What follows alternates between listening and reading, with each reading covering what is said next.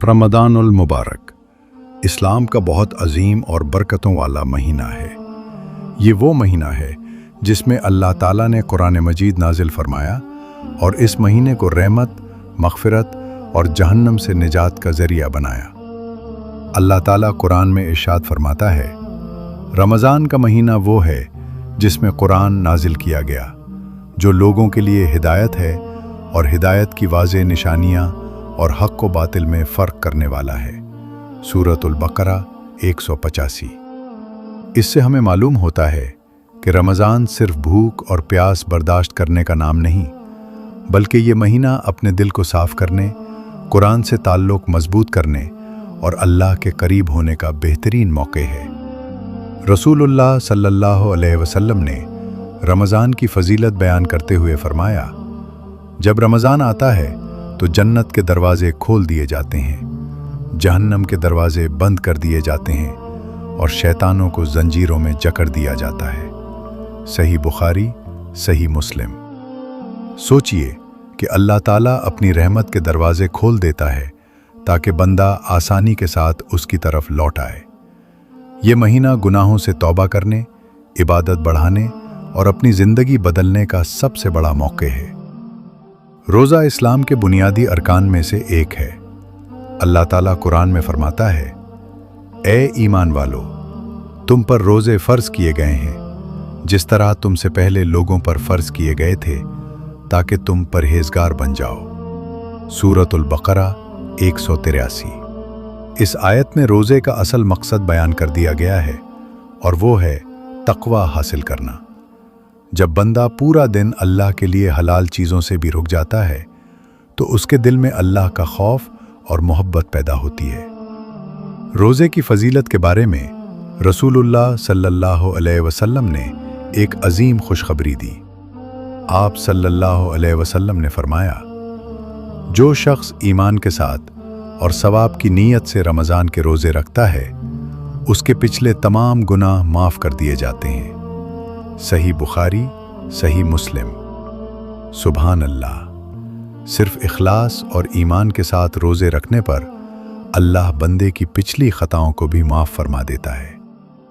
इसी तरह आप सल्लल्लाहु अलैहि वसल्लम ने फरमाया, रोज़ा एक ढाल है। सही बुखारी।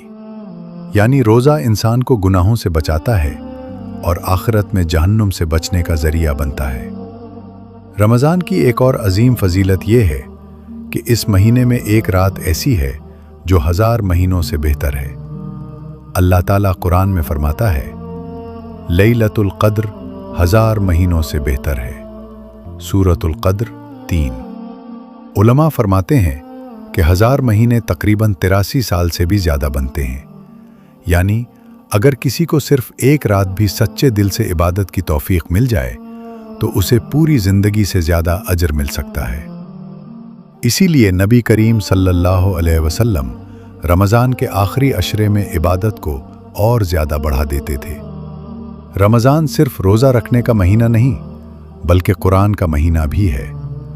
रसूलुल्लाह सल्लल्लाहु अलैहि वसल्लम हर साल रमज़ान में जिब्रील अलैहिस्सलाम के साथ कुरान का दूर करते थे।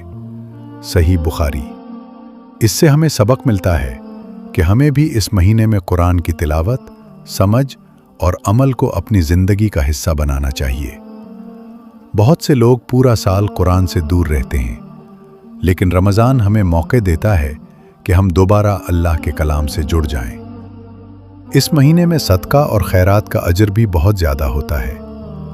हज़रत अब्दुल्ला बिन अब्बास रज़ी अल्लाह अन्हु फरमाते हैं कि रसूलुल्लाह सल्लल्लाहु अलैहि वसल्लम लोगों में सबसे ज़्यादा सखी थे और रमज़ान में आप सल्लल्लाहु अलैहि वसल्लम की सखावत और भी ज़्यादा बढ़ जाती थी।